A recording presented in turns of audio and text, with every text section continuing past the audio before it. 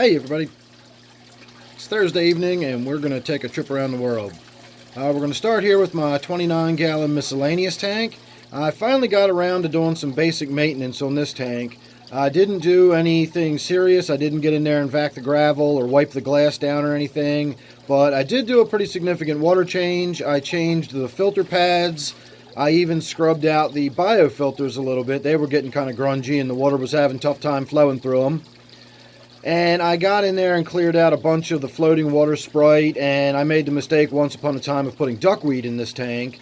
And so all these years later, I still get in there and collect up the duckweed and remove duckweed whenever I get in there and try to open the tank up and let a little more light in. And you can see it's a lot more bright now, and you can see the fish are in there really showing off and doing their thing. So this kind of aggression we're seeing is not unusual between angelfish. It's just going to matter whether this kind of stuff continues. I haven't really noticed a lot of it up until now, and I don't see any signs of too much stress going on with the fish, so I'm not going to worry too much about this. And we've got a lot to cover tonight, so I'm not going to dwell on simple behavior of the animals that are in the tank. As far as the tank is concerned, basic water change, filter change, and that's about it. And again, I'm going to have to kind of keep my eye on the aggression between those two. My 55-gallon Gourami Tank. Haven't done anything on this tank since the last video we did. And you can tell it really needs more maintenance in there. I'm not really sure what happened. I got in there recently and I did a chemi-clean treatment and got a lot of the gunk out of the tank, and then as soon as I stopped the treatment, it just exploded again. You can see I've got that long, furry, sort of green algae that's growing across the surface of everything. There's a good look at it. You can see it flowing off the top of that Java fern right there.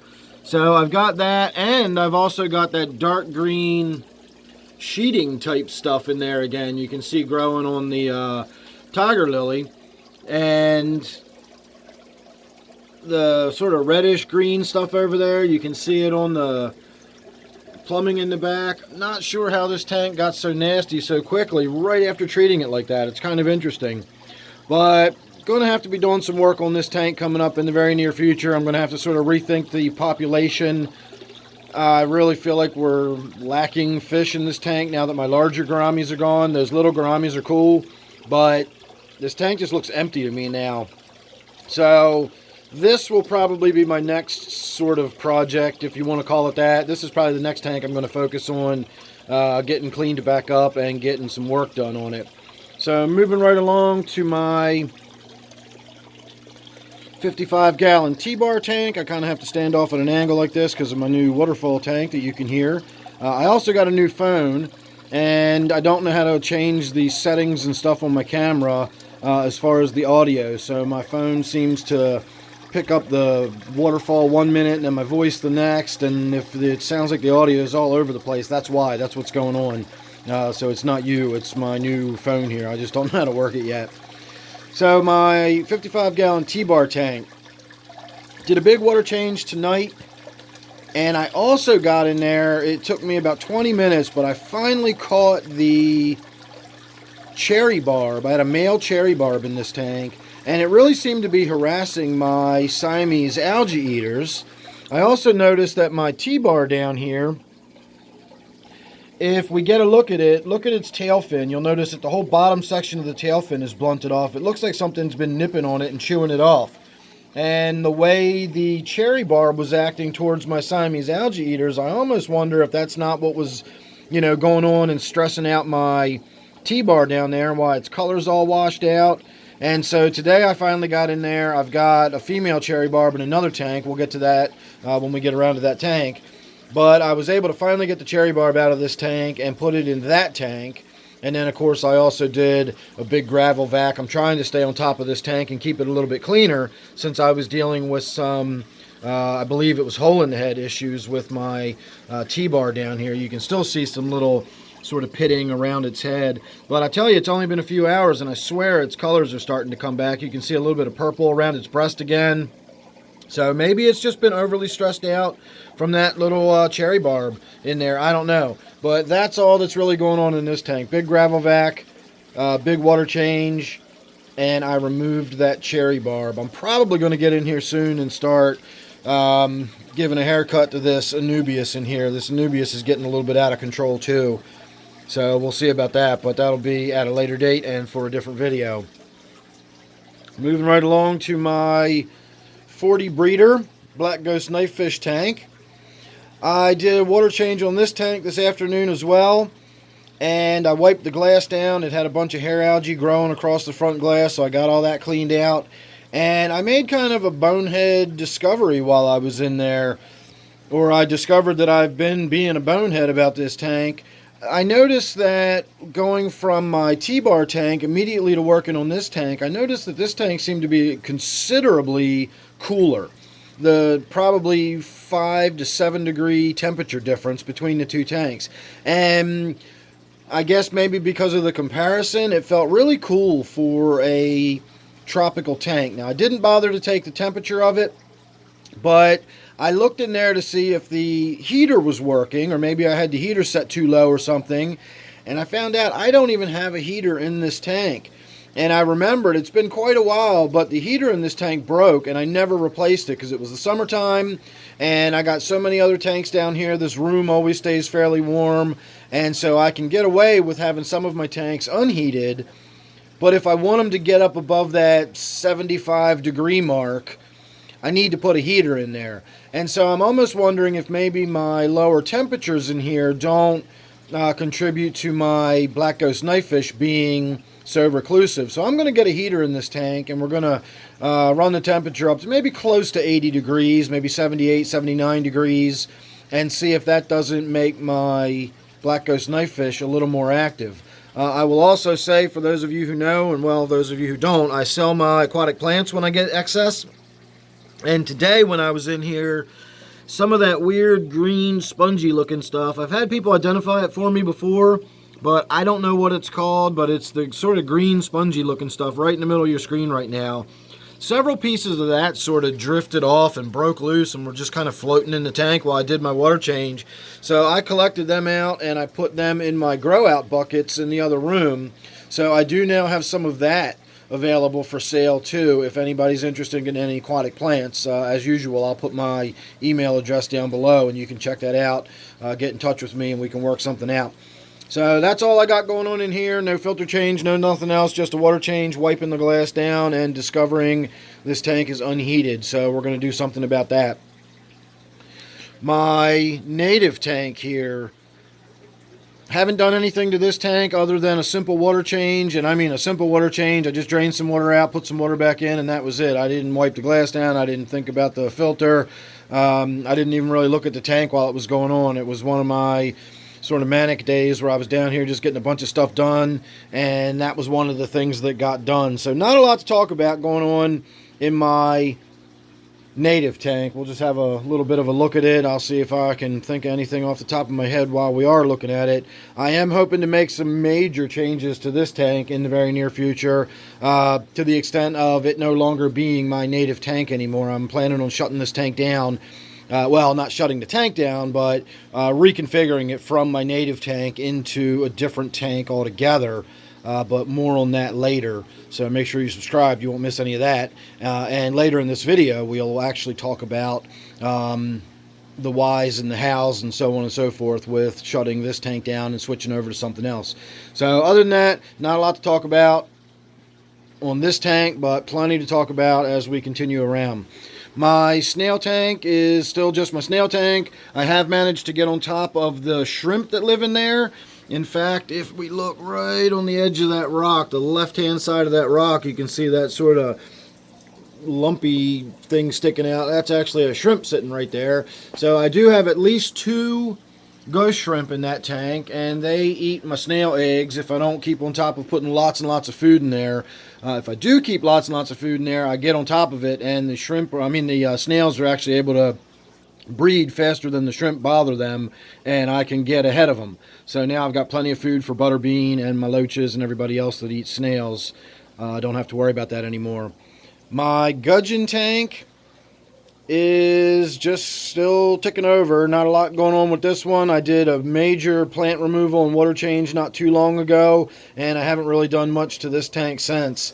This is one of those tanks that just, you know, kind of does its thing. I never really do a lot with it. Nothing ever really changes. I just kind of feed it every day, and, you know, you look in there and you can kind of see why. It more or less just looks like an empty fish tank. There is a South American bumblebee catfish in there, and that lives sort of buried underneath of that little rock back there. I've also got a rubber lip pleco in this tank somewhere, and it usually stays buried underneath of these rocks over here.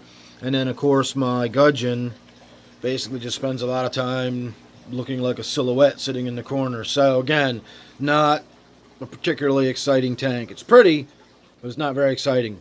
So, moving on. My 125-gallon tank. We got a fair amount to talk about on this one. We are still in the middle of doing some maintenance and cleaning it. I'm running the Airstone because I'm running the Ultralife. I'm sorry, the ChemiClean. The Ultralife is what I used to use. The ChemiClean Aquarium treatment. It kills back a lot of that green, grungy stuff and just the growth in general. It's not a bad idea to run this ChemiClean in your tank every now and again and just tidy it up. You can see how nice and pretty all my rocks are again. The Java fern is nice and green. All that growth that was all over them is gone.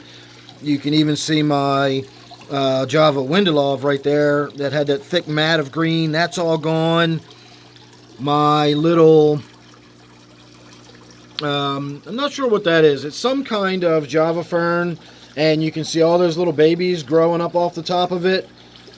They were covered in that green stuff too, and now you can actually see the babies. And in fact, I actually plucked several of them off, and they are now in my grow out tank in the other room too. So I will have a few of those. Again, I'm not sure what they're called, but I'm pretty sure it's some type of Java fern.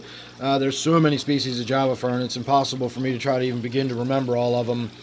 And then, of course, down here we can see that I got in and I had my Tiger Lotus was growing pads all the way up to the surface. That's the tallest one left in there now.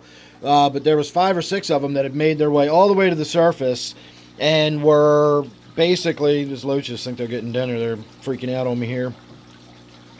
They had grown all the way to the surface. They had flowed all the way to the middle of the tank, and they were sort of braiding themselves into a rope because the current was twisting them around each other. So I got in there and cut all those out, and we're down to just my few main leaves down here. You can actually see some of the cut stalks on there. Gives you an idea how much I cut out of there.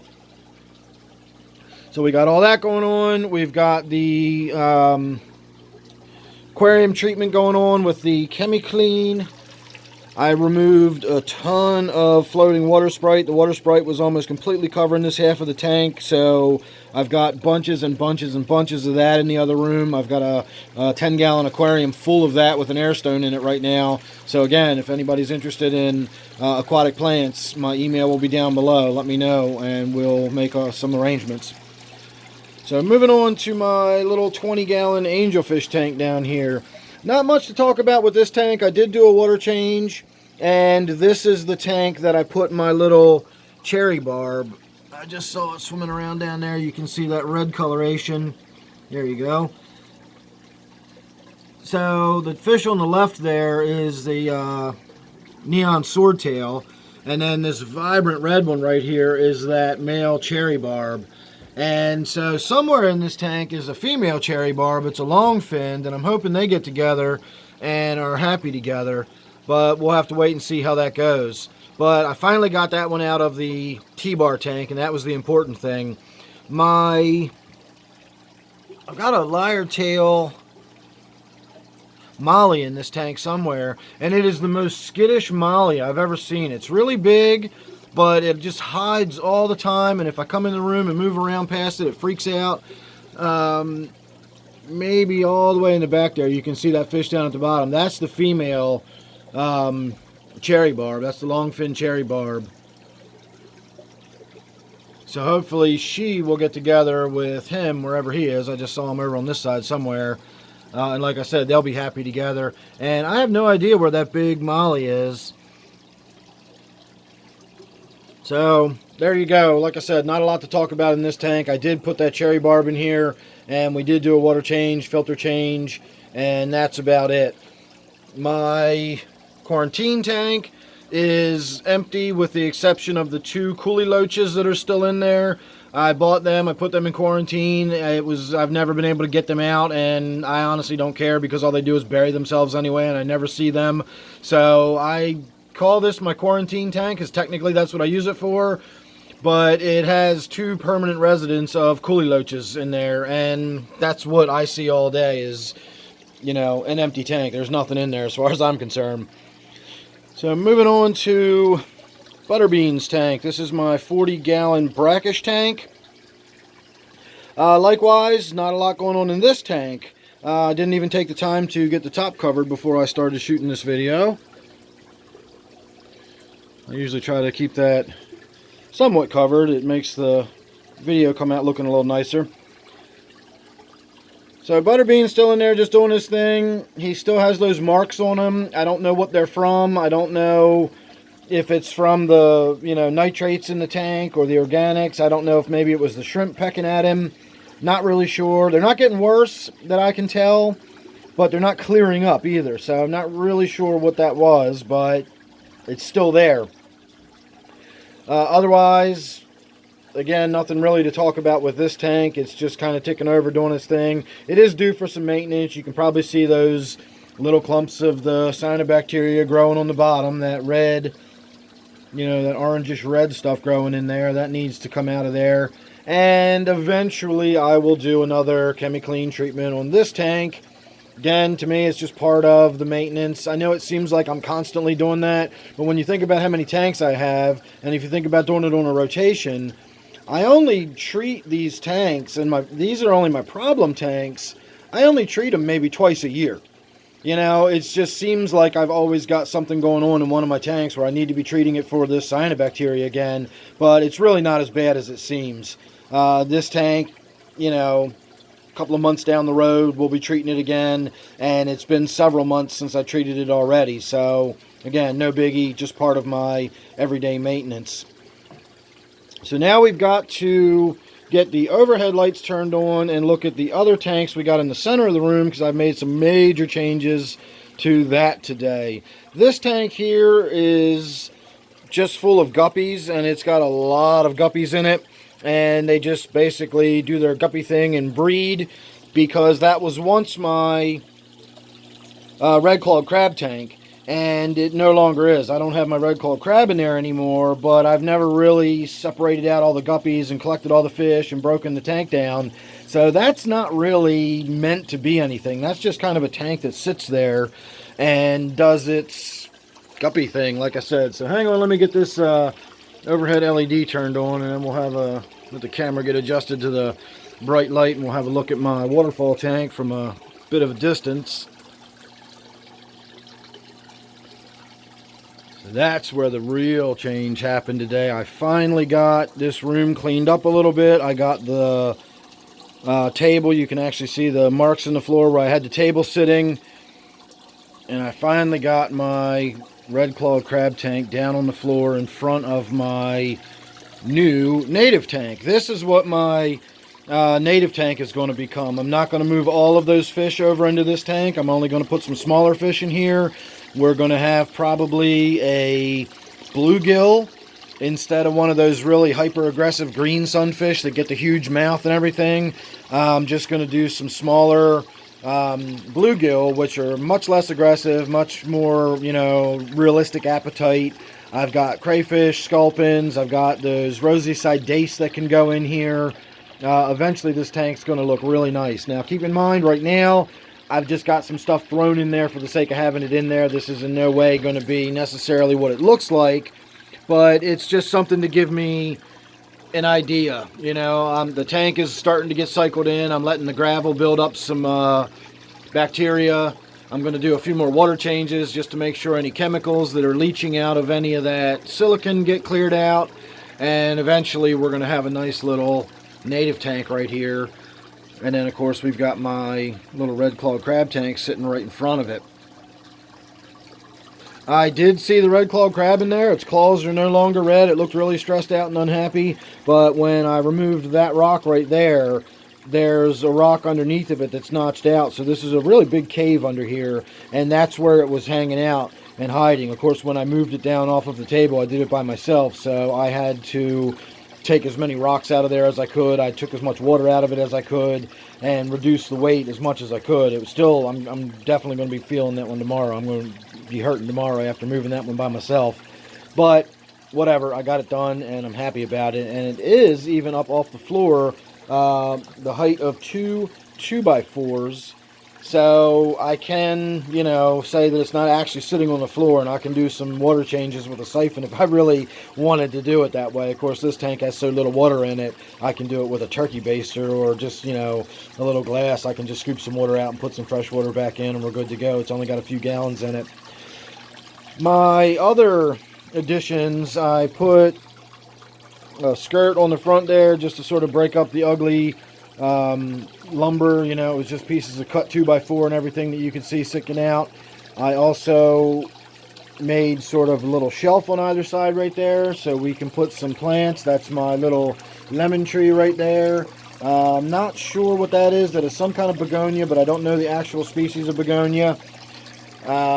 This kind of stuff is just here visually just to give me something to look at right now. This is something that I've got upstairs in my kitchen, on the kitchen floor. Likewise over here I've got some geraniums that were just on the kitchen floor, because this time of year is when I start bringing stuff in from the outside and I start growing stuff in my kitchen and setting up LEDs and lights everywhere all over the house.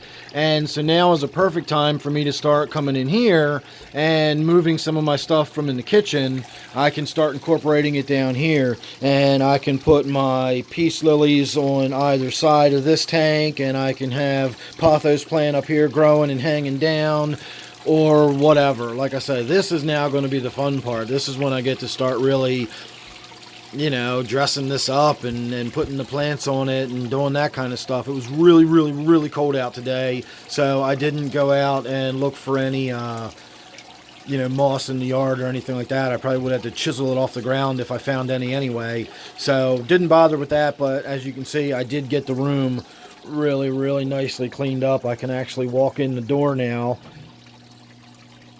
and walk around the room for the most part. So there you go, everybody. That was my main thing that I got done today. And of course, while I was tinkering with all of this, I was doing several water changes that we've already discussed, and so on and so forth. So there you go. That was our trip all the way around the world. Back to my 29 miscellaneous where we started. So I hope you enjoyed. Make sure you're subscribed. You don't want to miss anything I got coming up. You never know what it's going to be with me. And we got lots of fun stuff coming up with that waterfall tank. So if you're subscribed, you won't miss any of that. Don't forget, this one is my 29 miscellaneous. Thanks again for watching. Hope you enjoyed, and I will see you real soon in the next one.